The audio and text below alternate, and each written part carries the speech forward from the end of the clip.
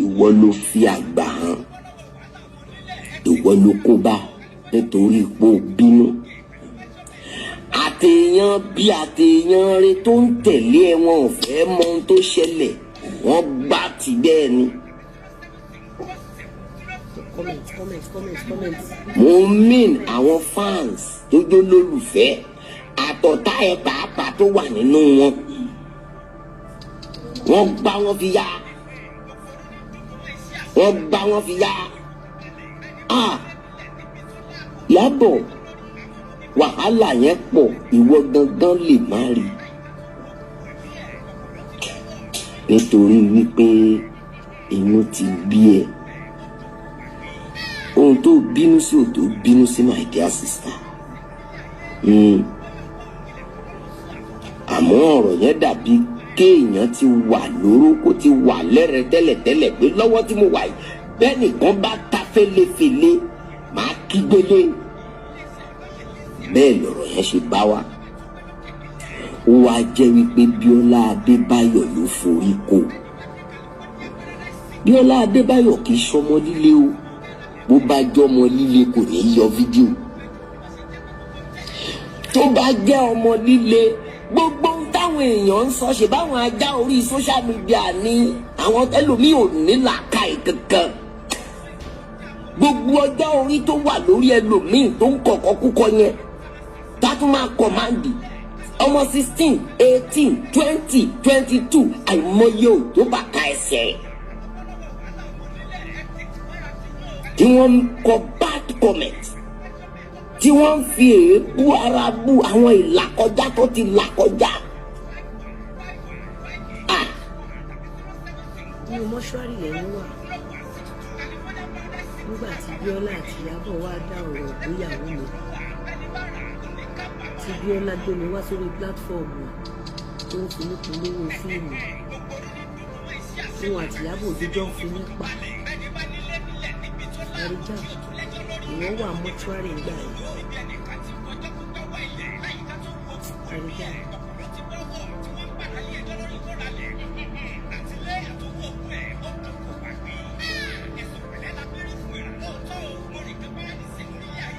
Àwọn tí mo rí tó fúnka sórí social media lẹ́nu ọjọ́ mẹ́ta yẹn lórí Bíọ́lá Adébáyọ̀ mi ò gbọ́dọ̀ parọ́.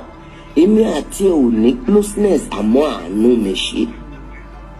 Pé ṣọ́mọ obìnrin yìí ò ní í ṣera ẹ̀ léṣe báyìí. Tó. Má lè lílé ìjẹ̀ṣà lílé ilé ẹ̀rọ sí àbùkù àkọsílẹ̀ orí báwọn yẹn ṣe ń gbé ẹṣẹ́ pé àríjà ṣẹ́rí ilé ayé ìkọlọ̀ bá láàánú kó ń ṣe dáadáa fún wa. ẹ̀yin wo lẹ ṣẹ̀ṣẹ̀ join mi, ẹ̀yin wo lẹ ti ń bá mi bọ̀ tẹ́lẹ̀, ẹ lọ wo previous show tá a ṣe àti sọ̀pọ̀lọpọ̀ ọ̀rọ̀ ń bọ̀. Now we investigate Mohbad and Nike's death. Mo ti padà sí TikTok. Ẹ̀yin TikTok ẹ comment tẹ́ bá rí mi ẹjọ́. Our investigation will now start or we continue with Mohbad alongside Nike.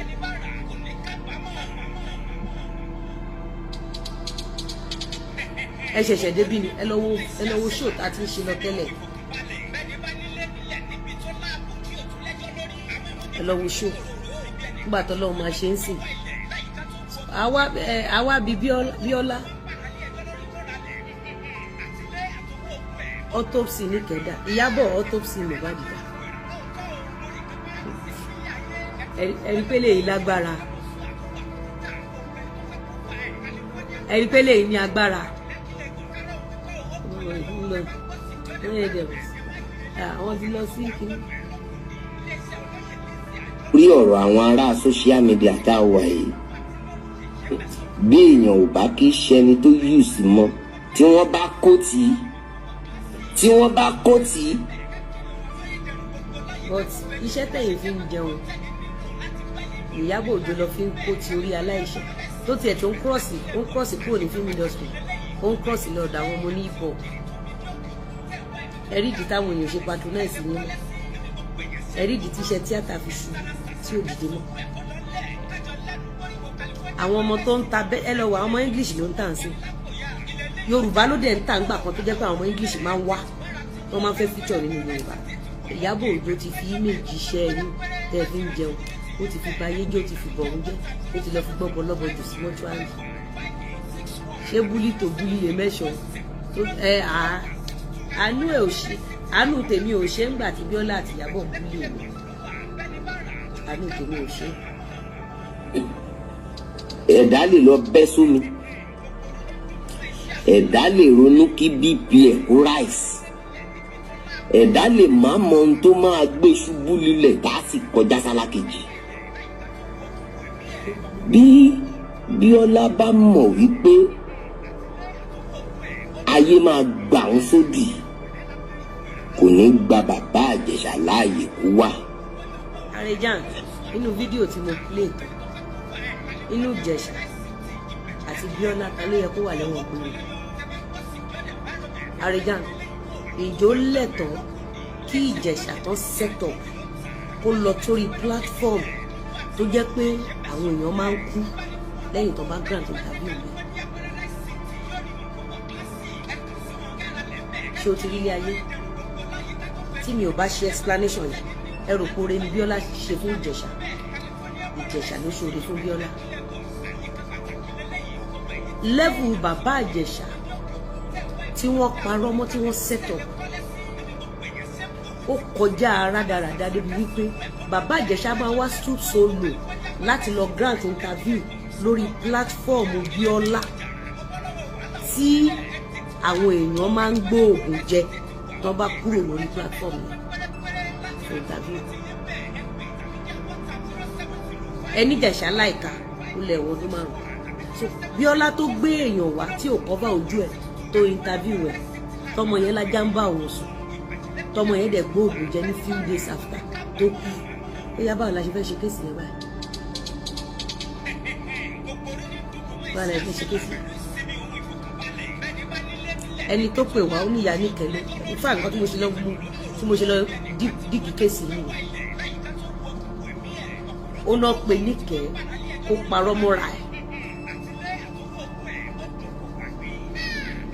pé ajá ń bá òun sùn àwọn fẹ́ fi gba donation nígbà tán gba donation tán donation ha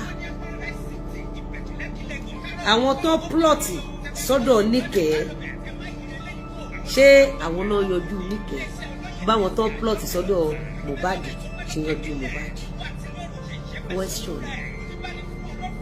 kódà ọ̀rọ̀ tá à ń wí lè débi wípé gbogbo ẹni tó ń sọ̀sọkúsọ tó ń bú Bíọ́lá tó ń foríṣiríṣi èpè ránṣẹ́ sí wọ́n pè lágàn wọ́n fi èébú. ṣé ìwọ fúnra ẹ̀ ò ń ṣàgàn ìwọ fúnra rẹ̀ ò ń ṣàgàn ìjọ tí wọ́n ti dá iye Àrẹ̀jàn iṣẹ́ kí ni wọ́n ṣe ní ìgbésí ayé yẹn tó bá ń sọ̀rọ̀ àwọn onítíátà yìí tó ń ṣe lóṣù ṣé o lè dárúkọ nù òun náà ń pè é lágàn àmọ́ òun ò rí Bíọ́lá nígbà tó wà táàkì ọmọ lọ́mọ òun ò rí Bíọ́lá nígbà tó ní kọ́mọ lọ́mọ parọ́ mọ́ra ẹ̀ pàjá ń bá òun sùn tọmọ yẹn dẹ̀ kú sí wọn lọ́rùn bẹ́ẹ̀ ìwé ò rí yẹn ó mọ̀ pé what goes around comes around tọwọ́ Bíọ́lá bá mú kò ní dìlítì fídíò Ìjẹ̀ṣà Bíọ́lá mọ̀ wípé òkú níkẹ́ ọ̀rọ̀ wà níbẹ̀.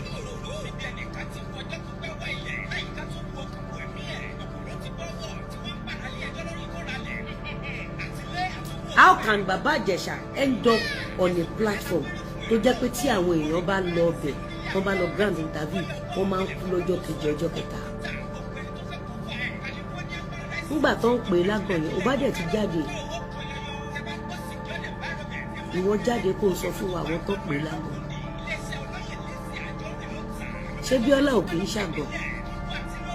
ṣé Bíọ́lá lè gbé oyún fóṣù mẹ́sàn-án ó gbé ojú ọmọ ọlọ́mọ jáde ó ní kọ́ ọmọ ọlọ́mọ purọ́ mọ́ra ẹ̀ gbajá bá òun sùn ó dẹ̀ póòsì fídíò ọmọ ẹ̀ láì kọ́ bá ojú ẹ̀. ìwọ ló fẹ́ wẹ Bíọ́lá mọ́ níwájú Ọlọ́run ṣọwọ́ Bíọ́lá mọ́ níwájú Ọlọ́run. That is a murder case. That is a murder case. That was a murder case that was being buried before Nigerians.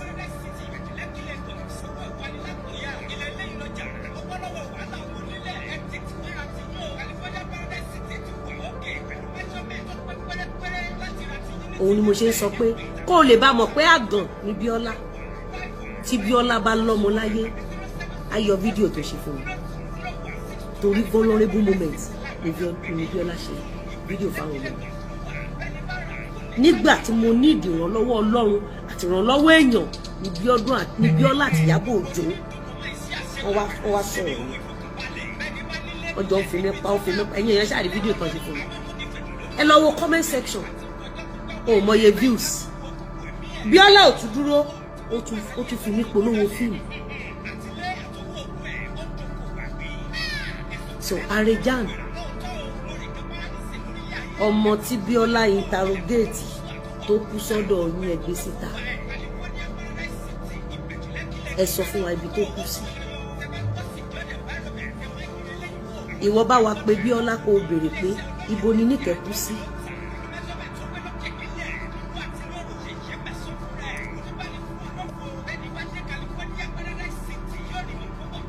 Arejan, tó bá fi picture mi síbẹ̀ ní ìlẹ́jà ilé.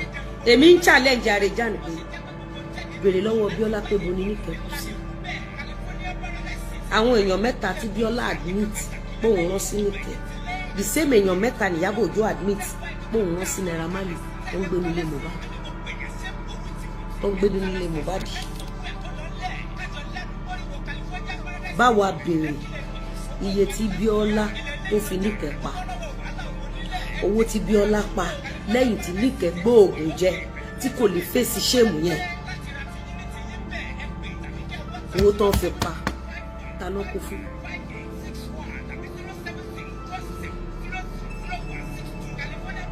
Mo ń béèrè ni.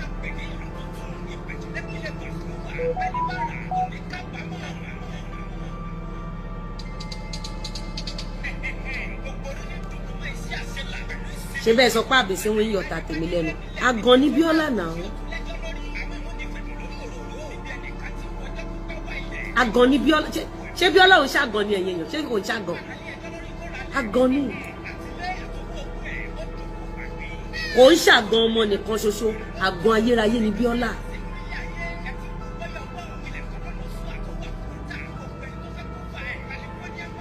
Bíọ́lá tó ṣe interview fọmọ ọlọ́mọ tọmọ ọlọ́mọ gbóògùn jẹ. Ọjọ́ tọmọ Ìyábọ̀ Òjó ti ń lọ sí strippers club, kí ló dé tí Bíọ́lá ò ṣe wá interview rẹ̀ kó post ẹ̀.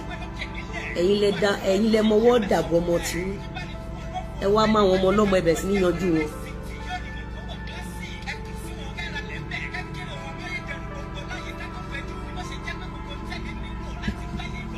Démiládé Fọlárin ní white. Ó ní ọmọ people are so wicked and they are all seeing this and still claiming Lizzy is doing too much. Ní white. Démiládé Fọlárin. Arejan pé Bíọ́lá ibo ni Níkẹ́ kú sí. Donation tí Bíọ́lá fi Níkẹ́ padà. Ṣé tòótọ́ ni Níkẹ́ bá jásùn? Àbí wọ́n sọ fún Níkẹ́ kó parọ́ mọ́ra ẹ̀? Ibo náà sí Níkẹ́ sí, autopsy Níkẹ́ dà. Ṣé tòótọ́ ni Níkẹ́ commit suicide? Àbáwọn tí Bíọ́lá lòun rán sí ló pa Níkẹ́ is a question. Question.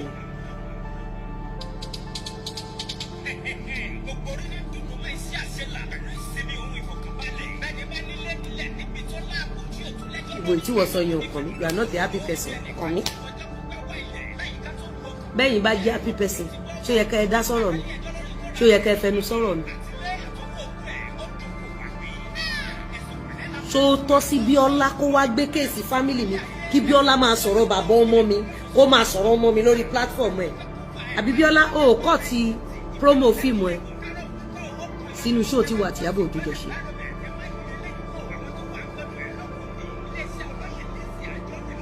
Thank you, Jare.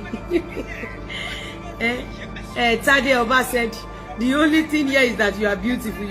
Your hobby is so lucky. You can stay on your lane. But ẹ fẹ́ wá bá mi, èmi dẹ̀ wá ń bí. At least Biola, mo sọ fún ẹ pé mo fún ẹ ní 1 hour. Lẹ́yìn 1 hour, mo fún ẹ 2 hours. Lẹ́yìn 2 hours, mo fún ẹ ní. Ṣebí Ìyábọ̀ Òjó àtàwọn ẹmẹ̀wà wọ́n ní kó má worry. Ta ni Ìyábọ̀ Òjó lẹ́gbẹ̀ẹ́ Lizzy? Ìyábọ̀ Òjó tó sọ pé can we meet you? Tó ń sorí burúkú ọ̀rọ̀.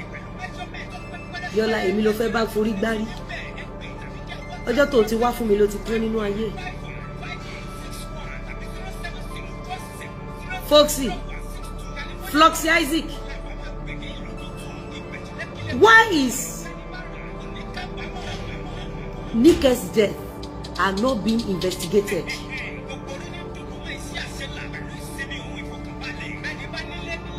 You want to know? Biola, awifuni koto dani agbajakadi ni, because I have so much about you. That was the reason I said bring down the video you did for me and my family.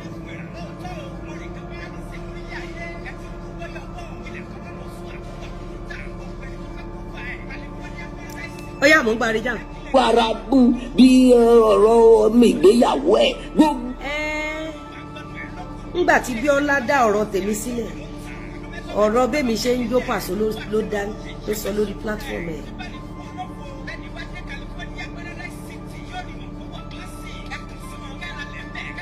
Àrẹ̀já àwọn bó ṣe disgrace ara ẹ̀, disgrace yìí pọ̀ fún ẹ. Ṣé o mọ̀ kó ti kọ́kọ́ ṣẹ̀ mí rí? Eléyìí ló wá fi ṣe final burial ara ẹ̀. O rí pé ò ní ti ju Àrẹ̀já ọ̀rọ̀ gbéyàwó ẹ̀, ọ̀rọ̀ kíni ti tèmi tí Biola dálẹ̀ lórí platform ẹ̀. Ọ̀rọ̀ kíni ti tèmi tí Biola dálẹ̀ lórí platform ẹ̀. Ọ̀rọ̀ bí mo ṣe ń talé ni Biola dálẹ̀. Ọ̀rọ̀ bí mo ṣe ń talẹ̀ ló dálẹ̀. Floxy Isaac said, I respected you so much, mommy. If people can understand you better. Floxy Isaac, don't worry, they will adjust. Keep pushing. Never say never. Don't get tired. Stand on your feet. Raise your shoulder. They will adjust.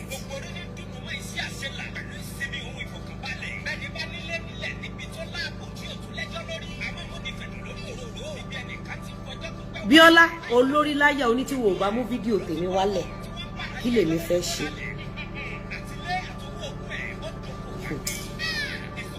Ó àwọn nǹkan tó lè mú yàn kó sì bẹ́ sí kànga kó kú dànù. Ọmọ tí Biola gbé fídíò ẹ̀ wá pé òun bá já sùn. Ṣé bó rí pé ó sílé níjẹta? Àrẹ̀já, ọmọ tí Biola gbé wá tó ní kó parọ́ mọ́ rẹ̀ pàjá ń bòun sùn fún donation. Ṣé bó rí pé ó sílé níjẹta? Ṣé bó rí pé conversation tí Biola àti Ìyábọ̀ Òjó ní nípa Lizzy Anjorin? Ṣé bó rí wípé conversation tó máa ń jẹ́ kéèyàn rẹ́rìn ni?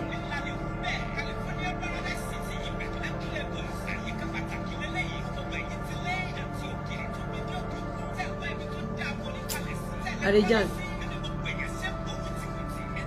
kí ni ìdí tó ṣe lo fọ́tò mi?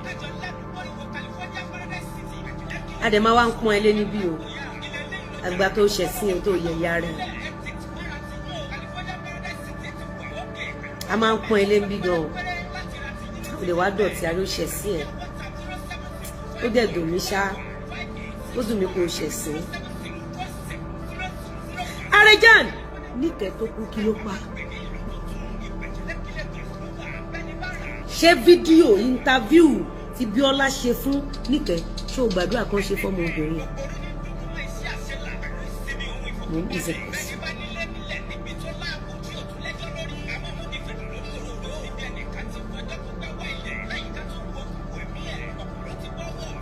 Àrẹ̀já, kí ló pa Níkẹ́? Ṣáwọn èèyàn mẹ́ta tó ń rán sí yẹn ló lọ pa? Bí àwọn mẹ́ta tí Ìyábọ̀ rán sí Mohbad tá à ń béèrè lọ́wọ́ Ìyábọ̀ Òjó lọ́la pé àwọn mẹ́ta yẹn náà ṣáwọn náà pa, à ń béèrè ní question yẹn.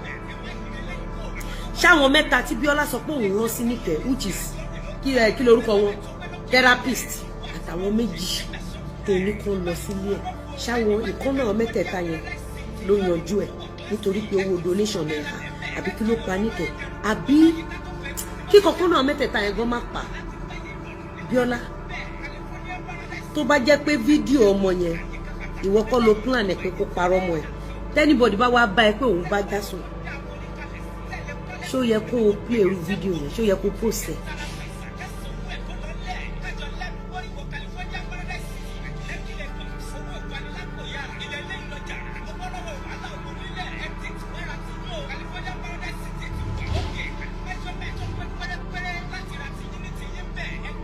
Bíọ́lá mo ní pé ọmọ Níkẹ́ tó kú yẹn nísìn owó tẹ́ ẹ fi pa lọ́jọ́ tẹ́ ẹ pín ní àkáǹtì níbi tẹ́ ẹ ti ní kó máa sọ pé òun bá já sùn owó yẹn ta lẹ kó fún lẹ́yìn ìgbà tí Níkẹ́ kú tán ibo náà sin Níkẹ́ sí autopsy Níkẹ́ dà kí ló dé tẹ́ ẹ ṣe silent lórí òkú Níkẹ́ kí ló dé tẹ́ ẹ ṣe fẹ́ káyé gbọ́n kankan nípa òkú Níkẹ́.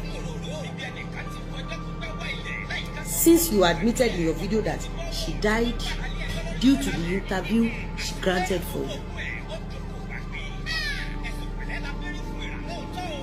do you think, according to Constitution, do you think the video of that lady that admitted that she was sleeping with her, do you think it is right to post on social media for public consumption? Do you think it's right?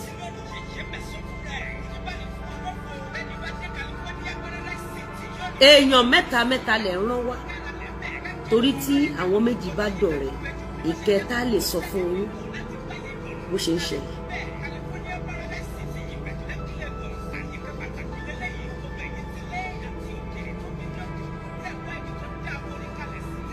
ni wọ́n ń bá Bíọ́lá Adébáyọ̀ fà ó ti pọ̀ jù nítorí wípé ìwọ Ìyábọ̀ nìkan ṣoṣo bínú ni o. Ó rí karamọ̀ tọ́lọ́wọ́n bá gbé fún ẹlẹ́ ayé bó ṣe tó ìwọ nìkan bínú ìwọ nìkan bínú àwọn èèyàn sì fẹ́ gbẹ̀mí. Tálíkà bínú gbogbo ayé wá túká. Ìyábọ̀ Òjó olóṣó olódo Tálíkà afọwọ́gùn dìgbò òórùn mú ó bínú gbogbo Nàìjíríà wá túká.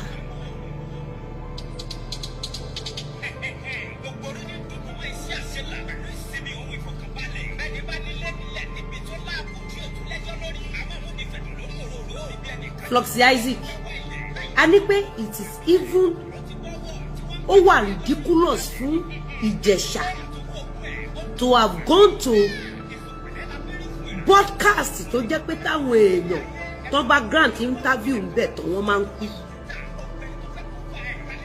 àbí kígbéyàwó wọn túká orí broadcast Bíọ́lá Adébáyọ̀ láti gbọ́ tí odidi DJ Yorùbá tó ń rèèní tẹ́lẹ̀ láti gbọ́ ibi tó ti sọ wípé òun jalè ń kékeré Bíọ́lá àtijọ́ tó ti gbé podcast yẹn síta tí lady yẹn admit pé òun jalè ìjọ notice pé nǹkan ṣẹlẹ̀ sí lady yẹn láti gbà yẹn.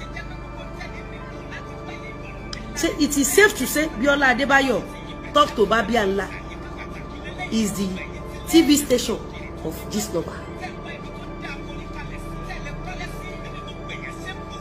Ẹ jẹ́ kí n block ẹ̀.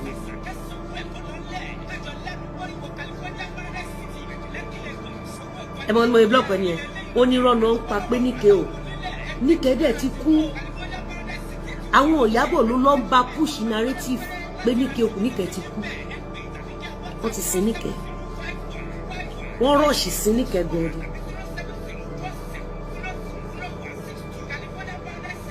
Àwọn ẹbí Níkẹ́ wọ́n ti pè àwa wọ́n ti fún wa ní gbogbo ló dáhùn. Àwọn ẹbí Níkẹ́ ló jẹ́ ká mọ̀ pé wọ́n ní kí Níkẹ́ parọ́ mọ́ ara ẹ̀ ni.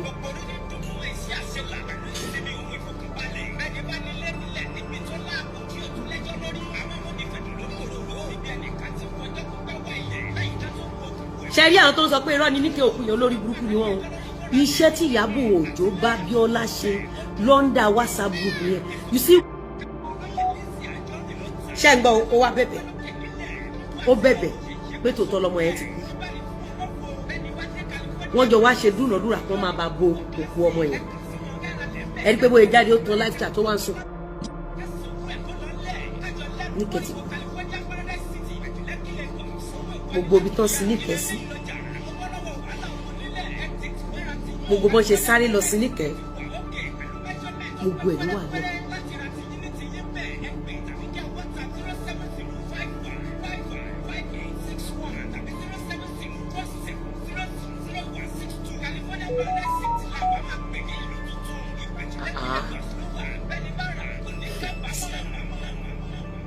lẹ́nu ẹnìkan tó bá jẹ́ wípé wọ́n ní opportunity láti wà níbi tí Bíọ́lá wà wọ́n á gbẹ̀mí lẹ́nu ẹ̀ ìwọ sì ló bínú. ká ló bínú ká ló sọ̀rọ̀ ká ló faraya bó ṣe faraya. Anybody bá fẹ́ make bad comment lórí fídíò yẹn kò tiẹ̀ ní lẹ́sẹ̀ ńlẹ̀. Àmọ́ nítorí pé wọ Ìyábọ̀ ti bínú orí Ọlọ́run tó fi àpẹ. Ìyábọ̀ bínú gbogbo Nigeria bank wa ṣiṣẹ́ very anyhow dull set of things. Ẹ̀rẹ̀ hàn bí kàrámọ̀ tí ìwọ Ìyábọ̀ ní lórí ilẹ̀ èèpẹ̀ bó ṣe tóbi tó. Kàrámọ̀ alákìísà kàrámọ̀ bọ́ǹfẹ̀lì àrẹjà àṣọ wá gbádùn kàrámọ̀ tiwa báyìí o ti gbádùn kàrámọ̀ tiwa orí bí kàrámọ̀ tiwa ṣe tó lórí ilẹ̀ èèpẹ̀ pẹ̀lú ọgbọ́n ọpọlọ ìmọ̀ àti òye full of success. Àrẹjà àṣẹ borí bó ṣe ń lọ sí how market. Mo kàn gbé fídíò yẹn wá fún ọ ká lè béèrè òkú níkẹ́ lọ́wọ́ tiẹ̀ tó bá wà béèrè owó bí ọ̀la.